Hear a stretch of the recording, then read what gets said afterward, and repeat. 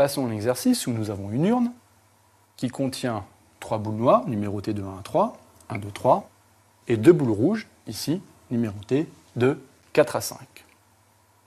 Nous allons tirer une première boule, puis une deuxième. Nous avons donc une expérience à 2 épreuves. Première épreuve, je tire la première boule. Deuxième épreuve, je tire la deuxième boule.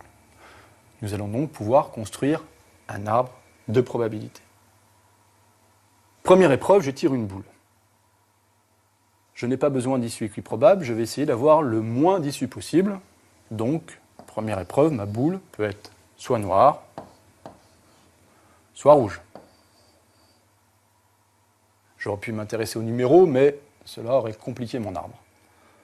Deuxième épreuve, si j'ai tiré une boule noire, je tire une deuxième boule, qui peut être soit noire, soit rouge. Si la première boule était rouge, je tire une deuxième boule, qui peut être soit noire, soit rouge. Notre première étape est finie, nous avons construit notre arbre. Mais c'est un arbre de probabilité, donc il nous faut indiquer les probabilités sur les branches. Nous intéressons d'abord à la première épreuve. Première boule, probabilité qu'elle soit noire.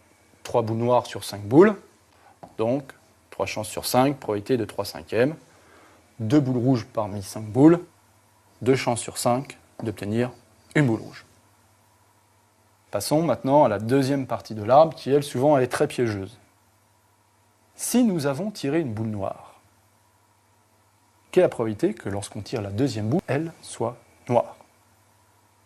Il faut faire très attention, parce que si nous avons tiré une boule noire, la composition de l'urne est modifiée. Nous n'avons plus 5 boules, nous avons tiré une, il n'en reste que 4. Il reste combien de noirs? Eh bien, si nous avons tiré une et qu'il y en avait 3, il n'en reste que 2. Donc dans notre urne, il ne reste 4 boules et que 2 noirs. Donc la probabilité sera de 2 sur 4. Et non plus de 3/5 comme précédemment, parce que le fait d'avoir tiré une boule noire a modifié la composition de l'urne. Pour voir si vous avez compris, vous pouvez réfléchir maintenant quelle est la probabilité de tirer une boule rouge si la première était noire. Si la première était noire, il ne reste que 4 boules dans l'urne. Et combien reste-t-il de rouge? Il en reste toujours 2, puisque nous avons tiré une noire.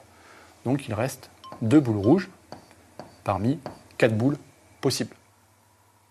Maintenant, si au premier tirage, nous avons tiré une boule rouge, que reste-t-il dans l'urne?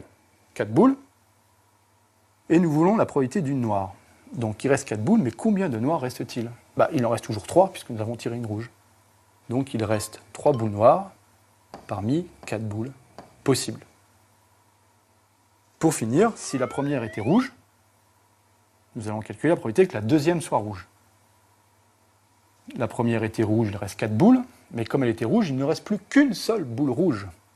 Donc parmi les 4 boules possibles, il n'y en a qu'une qui est rouge, donc nous n'avons qu'une chance sur 4 de tirer une boule rouge si la première était rouge.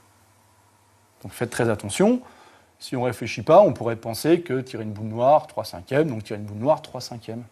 Mais la première épreuve peut avoir des incidences sur la deuxième. Si nous avons tiré une boule noire ou une boule rouge, notre deuxième tirage ne sera pas le même. Donc, une chose remarquable dans un arbre, qui peut vous éviter certaines erreurs, quand vous partez d'un point, de là ou de là, la somme des probabilités des branches qui partent de ce point doit toujours être égale à 1. Vérifions, si nous partons de ce point, nous avons 2 branches, 3/5 et 2/5, 5/5, 1. Si nous partons de ce point, 2 quarts plus 2 quarts, 4 quarts, 1. Si nous partons de ce point, 3 quarts plus 1 quart, 4 quarts,